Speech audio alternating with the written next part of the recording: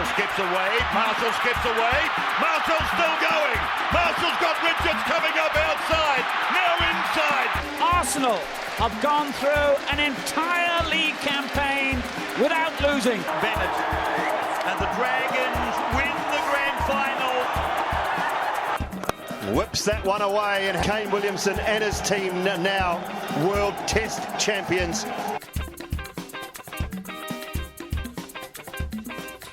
Welcome back, everyone, to another episode of the TGIF podcast.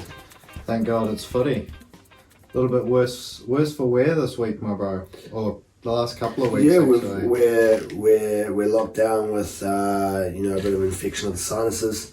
Officially got the official diagnosis in there yesterday. Finally got myself along to the old docs, and we just got a bit of a blockage, a bit of congestion, kind of like one of those like two lanes going into one lane sort of situation going on here. Bottlenecks going on sort of at the base. I don't know what you want to call this. The top of the nasal cavity. Not too sure how far. Sinus. I guess we're calling it. We're calling it. Yeah, that's the official diagnosis there. But yeah, we're getting that that little bit of ache in the head. Nothing too shabby. Nothing to write home about. That's for sure. But yeah, no, we had a good weekend. We managed to get out on the golf course on a lovely sunny day there. Yeah. Beauty conditions. There was a little bit of burn going around. Managed to find myself a nice little bucket hat that was actually had a little bit of give in it. Out we go. We're sitting there, I believe. Must have been 9 over at the turn, and I'm thinking, kind of birdied the first. And right from the get-go, birdieing the first. It's a dangerous tactic. It's not what you want to be doing. It's you're not going to be going through and hitting unless you're going one and done. Yeah, but ideally you go through and hit 17 more, and it's kind of the situation you get in your head, and you go out there and you get two doubles in a row, and you're thinking, all right, well, this is probably actually my day's done and dusted there. We're not going to be winning any money in the scramble. Maybe we can start to take a few gimmies, that sort of thing, but we don't. We're in the scramble. You've paid your $7 entry, so you continue through, you battle through. Sitting there 9 over at the turn, and I'm thinking, there's not really too much going on here. Been better days. We've had better days. We've had worse days, but we've had better days. I think we took a nice little par there on the 10th, and then boom, rolling into the 11th, big dog leg. Not even a big dog leg, small dog leg, right? Forbidden drivers. And probably my most hated hole on the course. You can kind of play it as 2 par 3s, but it doesn't seem to work the way you want it to. Had a nice little approach shot and second shot, maybe 125 out. And my eyesight gone as Osh is standing there, and he said, "Oh, I think you're quite close." And I thought of a guy going long off the back.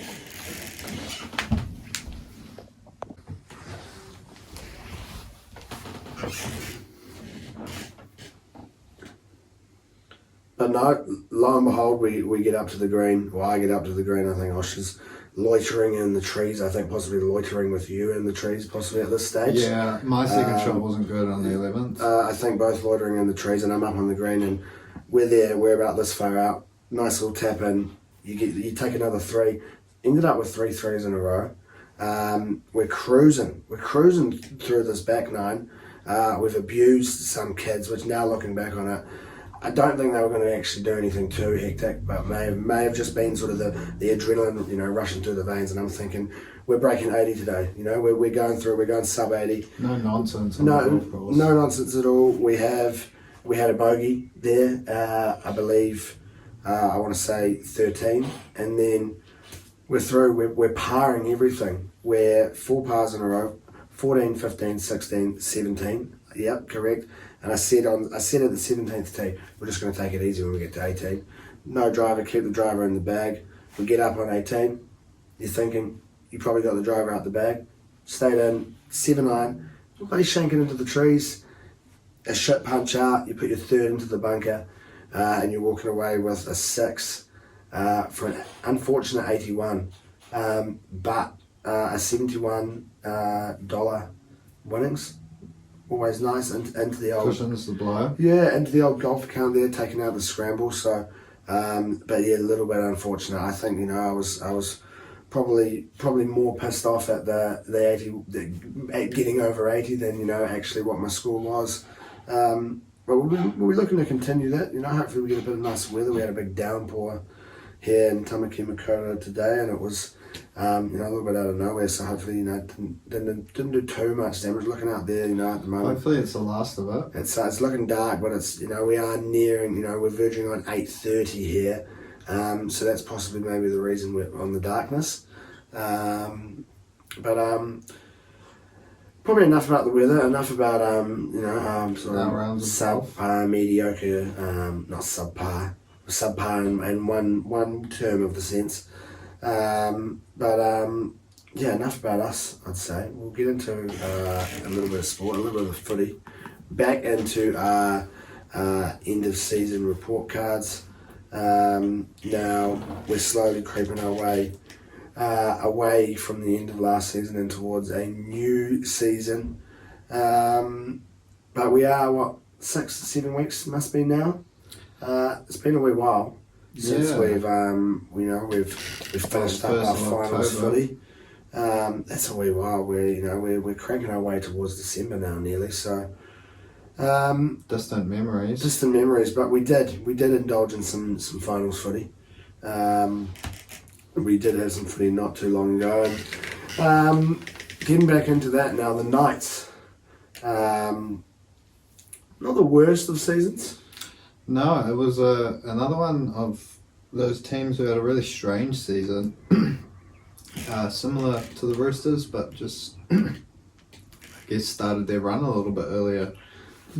Were they sitting top after 2 games, I believe? Possibly. I think. After 2. Possibly after 2. Dolphins then overcoming. Then they went on a bit of a dodgy run. They had a fall. Was out. Yeah. He went to America, came back. What was it? 10 in a row they managed to win? Some unreal form at the end of the season. Close out the season then? Yeah, some unreal form, as they came into the end of the season there. I think it was 10 in a row. That must be including... that week 1 finals. Yeah, I think so. I think it must have been 9 and then week 1. So yeah, pretty crazy the way that they sort of obviously came back there. Ponga found that magic touch, and sort of obviously ended up coming away with the Dally M to match there. Yeah, I mean, possibly a little bit of a robbery in terms of Sean Johnson there, but I think Kalen Ponga's form to close out the season was definitely the best player in the comp for those last 10 or 12 weeks. It's a very hard one, and based on, I think that's what we would have spoken on it when it came out. But I think you look at that Knights team compared to that Warriors team, probably a few more players stealing points off Sean Johnson. You take Ponga out, and we saw what happened to the Knights, and I think you can take Sean Johnson out of that team, and they probably still would have made finals footy the way that they played this year, even without Sean Johnson. Yeah, I mean Sean. I'm sure we'll get into that a little bit later, but yeah, definitely Ponga's key to Newcastle there. So whether or not you say well deserved Dally M, I think he was definitely up there in the top few players over the whole season, even though it was just over the space of 10 or 12 weeks. That's how good his form was for those 10 or 12 weeks, and he was dominating everyone that was coming across him. That pretty good season as well. The Saifidi brothers, Frizzell back to some of his career best form. Played awesome again there through that sort of back end of that season. Emergence of Leo Thompson as a really good forward there for Newcastle and the Kiwis in recent weeks, obviously. But an awesome pack, and some of those outside backs finding some pretty tasty form as well. Don Young and Marju fighting it out for that Keno line at one stage. Quite a few tries there from your 2 wingers there. Gagai and Dean, Bradman Best having some certainly Bradman Best, his career best He season. played really Tango well, got yeah. back to some of his best form. So yeah, there's lots of good signs to close out the season there for Newcastle. I guess coming over these ways and taking on the Warriors in that week 2 proved a bridge too far for them. I suppose it is a pretty hostile atmosphere to come. First home finals game in New Zealand for 15 years. That was a real big ask for them, and right from the get go, you could see that it was going to be a tough day for them. What they scored after how long was it? Yeah, it was the first couple of sets, 2 minutes. Chance went over. Yeah, it was very, very early on. You could see that it was pretty much the Knights were in with a sniff for maybe 5 minutes there. Either side of half time, I think it was, maybe just before half time. I think they might have scored either side of half time, and the Warriors ran away with it. And with that slight sniff, but yeah, it's a tough ask for them, and maybe that bridge too far. Maybe if the draw had been the other way around, if they'd been going to Newcastle and the Warriors, that is, and maybe the Knights could have gone that extra step. But it's not the worst. Looking towards next season for them, there's a few things that have come out of this year that obviously aren't the best. Losing Dom Young there for next year is going to be a huge blow. Yeah, it's huge coup for the Roosters gaining Dom Young, and I guess leaves a pretty big hole there on the wing for the Knights. I guess all looks pretty good for next season, barring that, and if they can keep Ponga fit and healthy, I guess that's their number one concern. As we said, he's vital to how well they play. So if they want to be anywhere near where they finished up this year, 5th, they're going to have to have Ponga playing 22 games next year, I think. Not too many injury breaks, maybe a rest or 2. Yeah, a player very similar, like Tommy Turbo. When you see him, when you notice him more. Well, I'm not noticing him more, but you notice him just as much when he's not there as when he is there. And again, brings that sort of added oomph to the side, lifts other players, his presence, and they will be needing him to play, the majority of that season. Ideally not too many injuries, well, no injuries, for his sake there is what the Knights will be hoping for, and I think if they can keep him healthy, they can find a way to get those, 24 tries that Dom Young ended up scoring. Yeah. If they can manage to find other outlets to get those in there, then I think that is going to be a big one there, trying to replace him, just in terms of like the tries that he did score. And he's he's just such a different player. Like you don't get too many 6'6" wingers. No, not at all. You can put a kick up to, you can finish anything. Yeah. So it is a big loss. But I think if they can keep Ponga healthy, find a way to share those tries around that he scored, they'll I'd say we'll definitely see them in finals footy again if they can play that same style of footy. 100%. Earlier, I gave them a B-. I'm thinking now possibly a little bit harsh in hindsight, but yeah, I mean, you're looking at a B-, I guess, just based in terms of that very start of the season, patch of the season. And I guess a heavy reliance on Ponga. But the next team popping up on the old chop and block on the report card system. We got a little sandfly or something like that buzzing around here. I'll close that window, shall I? Oh, it could be. We are rolling our way into Mozzy's season. It is Mozzy season. It is yet to receive a Mozzy bite, as far as I'm aware. I got a few. First few weeks in Drury. You're out in the lots, to be fair now, brother. There's far more Mozzies where there's in those areas. I don't know if that's racist to Mozzies, but they do tend to like open sort of spaces, I believe. I don't know if that's true. I guess there's a bit more open paddock. That's what I'm thinking. Sort of. Yeah, and I'm surely Mozzies love that. Trees. I'm not too sure what a Mozzie loves really. Blood.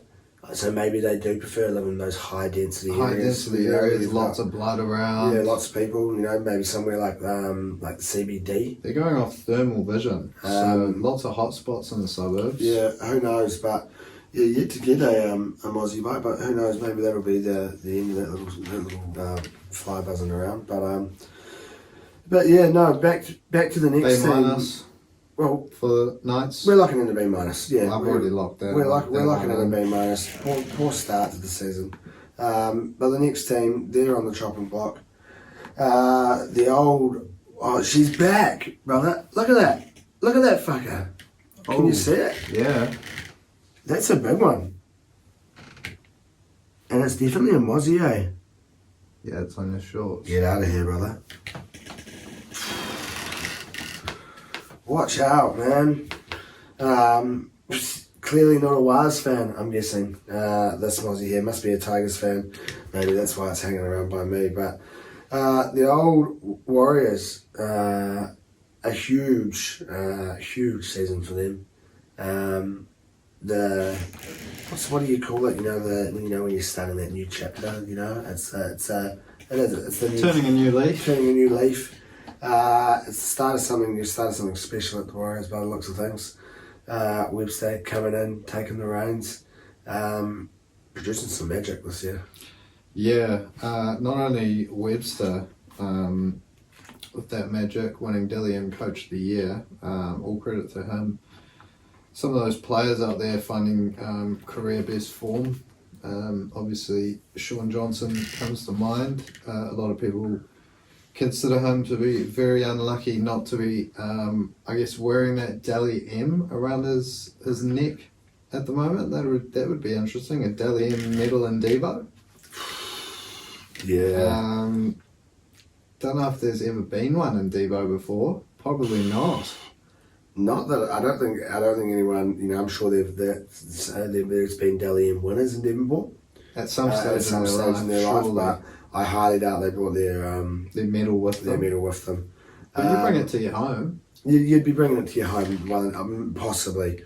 Maybe at a safe, like a little safe, secure in a locker. storage facility. Depending on how many trophies you have, but surely one of those things you see on what are they, Porn Star? Is it Porn Star? Storage Wars, where they roll around and they fucking buy empty, full, abandoned things. But he'd probably have it at his house. I don't know if Sean Johnson would be pawning off a Dally M medal.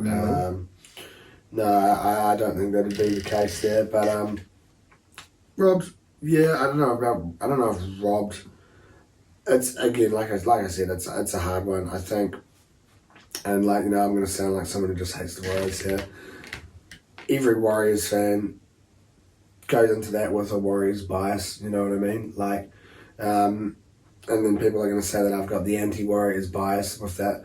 But I do think, like you said, for those 10 games, yes, Sean Johnson still played unreal, but Callum Palmer was untouchable. He was playing better than, in that, I think he played better than in those 10 games than, if you average it out, you know what I mean? If we're going out there and giving ratings, you average it out with what Sean Johnson, I'd say it would be a 9.82 and a 9.81 or something like that. It's going to be close, but I think KP, played better in that little batch there, Robbed, I guess, yeah, that's, you can say that. I think just unlucky. Just unfortunate, he had his, like you said, career best form. He had probably his best ever season. And it helped as well that he, like you said, had other players around him who were also playing, solid footy. Back at home, helps as well. Having this full uninterrupted season, where you're playing at Mount Smart. We went to a few games there. We saw what the crowd was like. It's robbed. I don't know if I'm going robbed. I'm locking in unlucky. Yeah, I think I said unfortunate. Maybe a few out there that may feel he was robbed, particularly, like you said, those with a slight Warriors bias to them. But yeah, look, for Noah Blake, what a season. Awesome. Yeah, I see the Dragons are throwing big money at him as well. So I think thought he's looking. I think he's looking to get back to Sydney. I thought the Warriors were going to make him stay the one more year, I believe. Yeah, next year. Yeah. But then he wants to go back.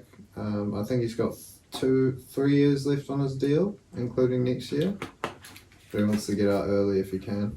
If there's one thing I can say, I think he'd look quite good in the orange and black. Yeah. Wouldn't mind seeing a little 8-10 combo of Steph and him there running out. So pretty tasty. Yeah. I mean, I'm sure there'll be some very big bidding wars amongst those Sydney clubs when he does end up going home after his season, if he can kick on, particularly this year as well. And I've got a Mozzy bite. You've just been bitten by the fucker. I've got a Mozzy bite. Jesus Christ. First of the season, lads. Jesus. Not what we're after, eh? Not what we're after at all. Wade Egan had an awesome season. Established himself as one of the top hookers. Yeah, he's not getting bitten by Mozzies, I'm sure. I don't know, you'd probably have to ask him. He might be one of those blokes that gets bitten quite easily. Some people do, eh? Some people... I'm one of those blokes. I tend to get bitten quite easily. I believe it all, sometimes... Mozzy was all over you just before. Maybe you're emitting more heat at the moment. I'm a hot dude though, brother. I kind of feel the warmth a lot more. Back on those wires. Wade Egan. Another, you can roll through it. You haven't even got DWZ listed down there in the notes. It's like you can roll through pretty much that whole squad. And it's getting ridiculous now. They're adding another 2 double barrels to that team next year. It's going to be there's going to be 4 double barrels in their team there. Is there any more that I'm missing? There's possibly there could be another little double barrel rolling around there in the wider 30 there. I'm not too sure, but if you are, you're looking at what was that 5 out of 30. That's 1/6 of your team rolling around there double barrel. That's Jesus, you're playing a little 5-a-side footy and you got a whole double barrel team there. You get your guaranteed rings. You're engraving the trophy before the season started. So it does look good for them. Obviously Roger. It's a yet to be seen. How that's going to go. I think it's a little bit of a punt. He's had a little bit of injury troubles during his time in Union. Obviously would have taken a little bit of a knock to his confidence. I guess things probably didn't go the way he would have planned or hoped. Yeah, I think it is. Who knows how it goes just yet. He just had a couple of years off. Or was it a year? Was it last year? Just a year, as far as I'm aware. So I'm sure he'll come back. But Roger it is a tricky one because a year out of footy. How long would we have Roger out for? What? Roger was 3 years or 2 years? 2 years. He went. Either way though, the knock to the confidence, but I think the one positive is coming into the setup that they do have there at the moment. The Warriors coming into a confident team, a team that's, buzzing off the last season still, I think that will help. Obviously lots of talk there about who does take that number 1 spot. Where do you see? I think Webster's already said it's going to be nickel clock stuff for sure. So where do we see Roger Slidden? Is he coming in at centre? I think he might come in for Pompey at centre. Yeah. It's and that's unfortunate there for Pompey. Yeah. It's whoever does is the player that ends up getting might play on the knocked wing, out. Roger, but I guess Montoya and DWZ were having pretty good seasons. You're not going to be dropping DWZ, that's for sure. No, it'll be hard to fit them in there, however they do. So there is obviously good positive signs there for the Warriors as they do look towards 2024. Yep. I guess there's a couple of things I guess we could touch on for them. I guess Sean Johnson, as we said, career best effort last year. I think that he's maybe I think, I'm not sure this. You'll have to do your own research on this, but I think he said this is his final year. This one, 24. I think so. Signed on for one more year, and that's it. So he might be able to get convinced. Maybe old mate Mad Butcher gets in his ear, convinces him to sign on a little bit longer. But yeah, swan song year. Does he have it in him to repeat those efforts? A lot of miles in the legs for old Shawnee J, but I guess he showed this year that it probably wasn't all about that old Shaun Johnson. It was a bit of an evolution. Yep, that's about so what he's got up here nowadays, it. you know. So, yeah. Look, does he play as well as he did this year? I don't think he does. I think that's quite a hard. It's a hard bar. It's like when it's Tommy Turbo. Yeah, it's to be able to go up there and, you know, play to that level that it's expected of you, you know, at the age you are. Once you see it as a fan, you're wanting to. It's what you know, and the sad thing is, you know, if he does go out there and doesn't play like that, I'm sure he'll get bagged, you know, for being, you know, not as good as he was the season before. And, you know, it's possibly that last year he's getting on. So I think we do probably most likely see a very similar Shaun Johnson, but not the same. I think it's just, you know, it's going to be hard to, like I said, get to that bar that he's set now. Yeah. And I guess the other thing is, will they be able to go and pick up those important wins in Australia, particularly come finals time? We know how strong they are at home. They'll probably be able to deal with just about anyone that comes over these shores, maybe barring Penrith and Brisbane based on last season. But yeah, obviously outclassed a little bit there in that prelim by Brisbane up there. So they'll have a little bit of a gap to bridge if they want to, I guess, progress Bridge the gap. big dance. A gap to bridge. Yeah, a gap to put a bridge over. A gap to bridge. Yeah, not a bridge to gap. Sorry, my bad. Wow, I heard that very differently in my head, I think, there.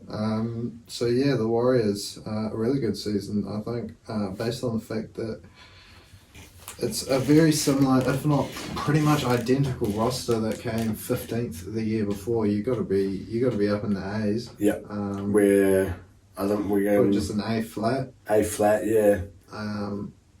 Just based on the fact that I don't think anyone really had them even troubling the top four, maybe sneaking in the bottom of that 8, but to come top 4 was a hell of an effort. And what, they had a shout with the minor premierships still with a couple of rounds to go. They were involved, they were in there, and hell of a season to be up there with Brisbane and Penrith. A flat. I'm happy to pop that out there. And A flat for the Wars, and they'll be looking onwards towards 2024 with a few of those extra double barrels added into the mix. Yeah, it's an ominous sign. Ominous sign, exactly. But another team popping up there in that top 4, the Storm. Another top 4 finish there, like we just said. It's consistency from Melbourne. It's what you expect, isn't it? Yeah, you can pretty much book it in most years. I guess ever since those sort of big 3 dropped off, you've been maybe writing them off as a footy fan, but it just goes to show that old man Craig Bellamy knows how to steer his side into that top 4. Some ridiculous stat on how many times he's done it, but I believe that's every year they've played finals footy since the old salary cap debacle. So yeah, pretty crazy stuff. Probably not the best season for Melbourne standards. If you think years gone by, obviously they've done a lot better. Fallen short in a couple of finals games this year is probably where they'll look at in most detail those losses to Penrith and Brisbane. A little bit flat in both of those games. Yeah, it's which not. was, I guess, worrying for them. Yeah, not really what you expect. I guess of Melbourne and those big games like that. And we did see other performances, throughout the year. Again, where it was very Melbourne-like, thinking of that game up against the Gold Coast, Yep. seeing a Melbourne team go out there, concede 38 points, Yeah. against the Titans. You don't see that happen very often. They had a couple of very high scoring games, and not really that defence that you do expect to come from Melbourne. And I know probably at the start of the season we were saying, that it's obviously, and it's been a long time coming now. Obviously, this new, mix of Storm players that are coming in, but it's a very different looking team to that sort of Storm side that you do, cast your mind back to, But yeah, some very un-Melbourne like things that came out of Melbourne this year. Yeah, I guess that's a very good way to sum it up. I guess it's probably just a little bit too much of a reliance on that spine, that big three there, Harry Grant, Jerome Hughes and Cam Munster. Obviously tough with a salary cap to have a number of superstars and then fill out the rest of the team with high caliber players as well, but I guess it's probably what Melbourne have been lacking a little bit over the last couple of years, is sort of finding that roughie, that minimum wage bloke that's going to come in and do a hell of a job and all of a sudden get himself a big contract at the next club. Get a couple of State of Origin caps just by playing at Melbourne and being in a good system. But I guess we've seen a few examples of that. I guess Will Warbrick had a hell of a season this year. Was in with a shout for Rookie of the Year, possibly third in my vote, out of the three that they had as nominees there. Yeah, I'd say he'd be my third there. Still a hell of a season for a bloke that you think hasn't really played a lot of rugby league before. Yeah, well, exactly. Not obviously a league player, coming up. So making that switch, and that sort of emerged this year, like you said, in a shout there for Rookie of the Year. Scored some really good tries throughout the season. Couple of hat-tricks, I believe, along the way there as well. And it was like 19 tries he scored or something like that. Yeah, he was sort of in that conversation there for the Ken Irvine medal as well, right up till the end of the season. And, sort of managed to, fill, obviously it's very different, but fill a little bit of a gap that they were missing there with the absence of Pappenhausen there. Yep. And I guess that's probably another positive for the Storm going into next year. They're expecting Pappenhausen fit and firing. Came back to play 60 minutes before he ended up falling foul to another injury. It's kind of got Tommy Turbo written all over it in my eyes. We see the emergence of Whaonga for Samoa this season, and obviously got a taste of NRL action for the Storm. Do we see a little bit of a battle on for the number one jersey at Melbourne there? Does Pap get that first crack if he comes back fit? I think he gets that first crack. Well and truly. We know how good he is. Yep. But it's that whole thing, whether or not they're bringing him back and he is 100%, or they're bringing him back and it's too early and they get 2 games out of him and then we lose him for 15 weeks again or something like that. So it is, we've seen it with a few players now, but sitting there in that number one role, you're looking at, it could be an identical situation to Tommy Turbo. If they rush him back too early and then he ends up with this same problem, it's a wasted talent. Yeah. Fingers crossed we don't see another Tommy Turbo. It's not looking good, but all rumours are that he'll be back first day of pre-season for Storm. So, well, that's what I heard initially when he did. What was it? The ankle, the other ankle, because it was the kneecap, which was the hectic one that kept him out for ages, and I think it was the other leg.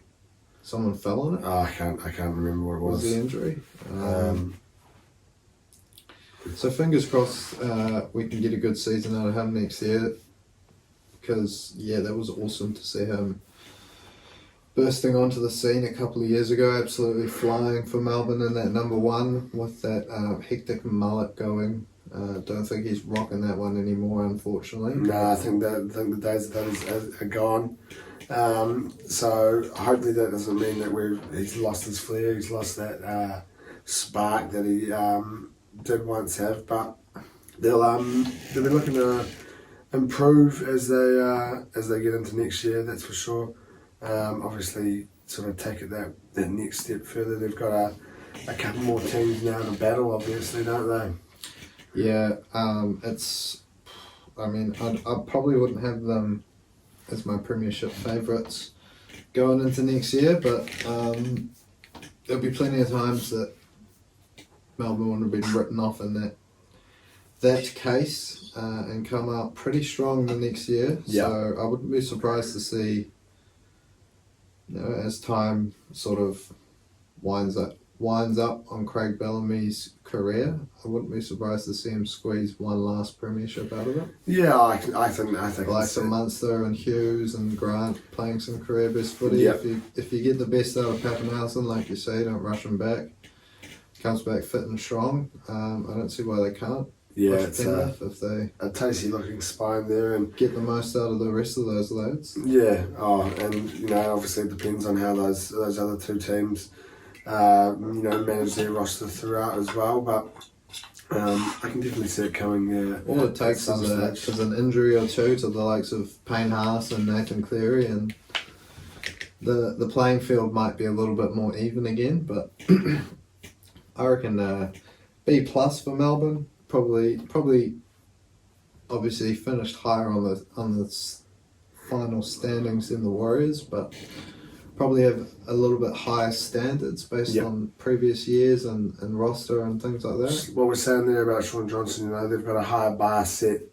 The expectations for the Storm are higher than what we had there for the Warriors, and based off that, we're locking in a B+, and I think that's a very fair. It's a good season. It's a very solid season. Well and truly. Top four finish, but don't be disheartened, Melbourne fans. Definitely a class below compared to the top 2 teams, but the best of the rest, I suppose. Exactly, and those two we'll get into next week, but probably the end of our rugby league action. Now getting into a couple of variations of the old round ball here, starting off with your football. Now, the Goondem back in action over the last 7 days or so, coming at you with two games played, 2 wins. Not much better. Yep, 5 goals scored, just the 1 conceded across the 2 games. First up was Sevilla in the Champions League, and I don't think games of football get much cruisier. This was Sevilla just didn't look like they wanted a bar of this game. We said it last week. Conserving energy. They're after 3rd place. They're doing all they can to set that up. I believe after that game they might have dropped down to 4th. I think I can't remember, or might have been PSV. But they're after 3rd place. We know that. They're after the Europa League. They're going in for another scalp there. Only managed. I saw bits afterwards, but I managed to kind of catch 10 minutes of this during school. I just sort of had it on while the kids were out for fitness, and I did manage to see the first goal, which was nice. Just good timing the way it worked out. Yeah, cruisy. Like you said, they didn't really turn up for it. I thought, from what I've seen out, after Martinelli, just unreal. Played He was amazing. ripping up their right back all night. I think it was the most times a player has been it's either the most times a player has dribbled past an opponent, or the most times, which I think would be the same thing, dribble past, which was 11. I guess that's the same thing. 11 times by a single player. So it's nuts. He was ripping it up. It was just a little bit off with his crosses and end product. But yeah, insane. He was immense all night. Martinelli, Saka on the other side probably didn't have the same volume of, one-on-one take-ons, obviously, but ended up putting that first goal on a plate for Trossard and scoring the second. Awesome game for the young star boy there. He seems to absolutely love the Champions League, so that's always a good sign. Yep. Not really too much else to say from this one. It was a very easy day out for David Raya and his back four in front of him. Not much to do at all. The last minute defensively was when Mario Diaz got away Severe's first shot of the game, the 96th or 98th minute, whatever it ended up being. So, bizarre game of football, but we take it. It's always good to see Arsenal on the winning side of those sorts of games. Yep, you take a win, you take 3 points, you take a clean sheet at that, and you roll with that a little bit of confidence, that little bit of form into your Premier League fixture. Up against Burnley now, kind of one of those teams throughout the years we've had those nitty-gritty games up against Burnley. Your 1-0s, games where you're kind of battling it out. I remember a game, might have been like an 86th, 87th minute Kosh header to win it. I think it was 96th. Was it that late in the game, was it? Kosh header to win it, 1-0? Yeah. Some of those games we had to dig it in. Obviously a different Burnley now to what we did see, sort of back then, and very different Arsenal. Yeah, very different Arsenal, very different Burnley, as you said. Vincent Kompany playing a distinctly different style from Sean Dyche's Burnley. Yep. Which I suppose they've certainly got their critics for doing so, but it was always going to be tough no matter how Burnley tried to handle this one. I think you could probably say on the whole they handled it not too bad. 2 goals from corners they'll be pretty disappointed with, but I guess you take those 2 away. 1-1, they'd be pretty happy with that. It's just those 2 set pieces again. Arsenal scoring from corners. Zinchenko channeling his inner Paolo Di Canio for his 3rd goal there. That was tasty goal. Finish. So yeah, I guess it's kind of been a theme of some of our wins. We talked about setting that bar high earlier tonight. We've been winning games, but we haven't been sort of playing the way that what we expect. Blowing a sort of team like Burnley off the park, but I suppose that's possibly excusable when you do have 2 of your first choice midfield 3 out. I think that plays into part. You're playing in the Champions League as well. You've got a different, it's a different kettle of fish, this year to what it was last year. So there's a lot more on the line, but having players missing definitely doesn't help. But to go up 3 goals, obviously saw a red card late there in the game as well. Mikel Arteta seemed to be pretty angry about that one. I don't know whether he was saying it sarcastically or not, but did you see his comments after the game? I don't think I have, no. He was saying how, VAR was completely right. That one was definitely a red card. Yeah. I Who knows don't whether know whether he was saying yeah. it like having a dig at the Newcastle VAR performance, but yeah, look, it was a pretty rough challenge from Vieira. Like it wasn't, I guess 10 or 15 minutes earlier on in the game. We only had 5 or 10 minutes to see out with 10 men, and probably weren't causing us too many problems at that stage, Burnley. But yeah, look, 3-game ban for Vieira. Hopefully Odegaard's on his way back soon. Thomas Partey, don't know if we're going to see them over the next couple of weeks, but it would be good to see for Arsenal.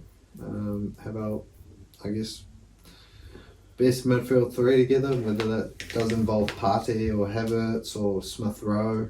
Another one that's fallen injured. I don't think it involves Havertz somehow. Yeah, I don't think based on his form this year. He might have something in him, but yeah, he's too low on confidence. Low on confidence. He looks lethargic when he's out there. I think he's that type of player anyway, and it just doesn't really make sense to play them in a midfield three. Like as a 10 or a winger, possibly you get away with it, but I probably wouldn't want him out on the wing, to be fair. Like when you think of what we've got, Saka and having someone like him out on your wing, and it's not really. I don't know where you fit him into the team, to be fair. Mikel Arteta's persisting with it though. Yeah, so I guess we wait and see. International break gives them an extra couple of weeks to. So when's the next? When's the next game then? I want to say the 25th. Which is only, 11 days away. So it's not too bad. Yep, 25th there, 26th our time. So that's Sunday morning, 6:30. So that's a wake up and watch possibly, 6:30 on a Sunday. It's not too shabby. Who do we have? Brentford away. Brentford away. It's always a tough game, but there'll be last season we managed to get our revenge. They'll be readying themselves for the return of Tony soon, I'm sure. How long was his? He's till January, was it, I believe? I think it's still January, whether we see him run out again for Brentford or not. I think he's got a transfer on his horizon, whether it is January or whether he does maybe have to wait till the summer. He'd be a player I would be very happy to end up seeing in red and white. I'd like to hope he's involved in watching this game and, up against Brentford going, I can see myself slotting into that role making there. The difference to win the league. That's a goal scorer, no disrespect to Jesus or Nketiah, who are both very good players, but we need a goal scorer, Ivan Toney scored, 20 odd goals for Brentford last year? Imagine what he would do with Odegaard, Saka and Martinelli and Declan Rice. Yeah, it'd be awesome. So, whether or not we do see Arteta, bring I would have splashed the cash. Especially the cash. I think Burnley, Chelsea will probably be in for him as well. They'll be looking for a centre forward still. Obviously, Nicholas Jackson, probably not what they... a team that could really do with those goals at the moment is another team there in red, and that's United. Ivan Toney, take it. I know obviously they've bought Højlund there, for the future, but one goal out of Anthony Rashford and Højlund this season, and you obviously chuck in the likes of Sancho and so it's not some other players. Not good reading. So I'm sure he'll be hot property. He'll be wherever he goes. He'll be in hot demand there. I think it'll take the best part of 80 million to sort of come out on top of that bidding war. But hopefully, if he does end up in the red and white of the arse, it'll be worth it. They're lifting that trophy come May this time around. Fingers crossed. Or some sort of trophy at least. But I suppose that's probably enough. We'll shrink the ball down. We'll stay in the old round ball. we'll make our way into a little bit of the old National Glory Cup fever. Make our way over to India. Yep, the subcontinent. We're involved in a bit of Cricket World Cup now. Obviously, we're strictly Blackcaps, but there's one bloke who you can't be talking cricket at the moment. There's actually two blokes in it. I'm going to chuck this fella in there as well. But the first bloke is Glenn Maxwell. Now, what we witnessed the other day was just preposterous. Would you say? Yeah, it was completely mind-boggling stuff. What we see him get out there, Aussie cruising for a bruising. About 5 for 50 or some shit. Not looking flash at all. Was it 7 for 90? I think we see him dropped for 33. I believe he dropped him about 3 times. Dropped for 33 though, and it was a bad drop. What was it? What did he do? Cramped up at one stage. What's he injured himself with? Was it his back? I can't remember. I think he broke a leg. He's what, 39, 38, I think 37? he broke a leg during the summer. He looks past it. On the piss? I don't know about on the piss. No, he wasn't on the piss the other night, but he broke a leg and was potentially going to miss the World Cup. Yeah. He broke the leg while he was on the piss. Well, I don't know if he was on the piss, but he was at an event. Yeah, he didn't break the leg at the game. No, he broke a leg 3 or 4 months ago, and then just came back in time for the World Cup. I'm pretty sure. Either way, what we saw was so that the cramp might be something to do with the fact that he hasn't played much or he isn't very fit. They're calling it the greatest ODI knock ever. Hard to go past that. Just to go out there, him and Pat Cummins, I believe, put on a partnership of what was it, 200 and something. 720? And Pat Cummins got 12? Yeah, it might have been a little bit less than, maybe 200 run partnership, and Pat Cummins got 12. But yeah, Glenn Maxwell was on bugger all when Pat Cummins came to the crease.